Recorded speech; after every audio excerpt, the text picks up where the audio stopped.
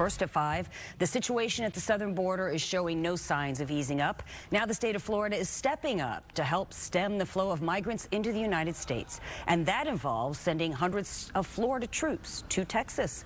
Our Mark Wilson is here now to explain. So Mark, bring us up to speed. Well, it's not the first time he's sent folks to Texas. Keep that in mind. Governor DeSantis said today that he's deploying members of the Florida State Guard and the Florida National Guard both to Texas. And the plan now is to help them assist Texas officials to try to get a better handle on the spike in undocumented immigrants right now that are crossing the U.S.-Mexico border. And this, of course, comes as the state of Texas continues to butt heads with the federal government. A dispute that stems from the Supreme Court's recent decision here to allow federal agents to remove razor wire that Texas recently installed along the border.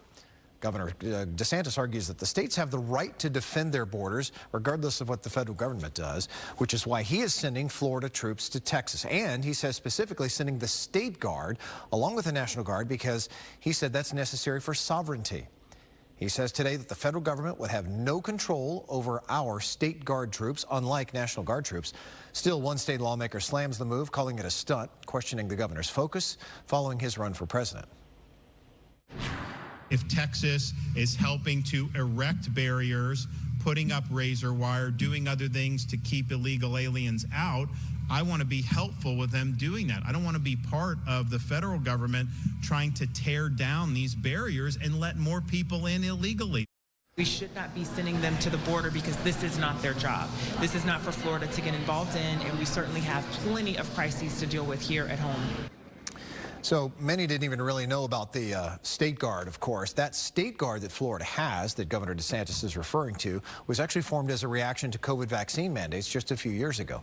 And we also note this, Florida's been sending members of the National Guard along with state law enforcement officers to Texas for several months now, in fact, since last May. So this development and deployment essentially doubles down on those efforts, and we'll see. I'm sure he'll be criticized some more for it, but he's getting a lot of support as well. All right. Thanks so much, Mark. Sure.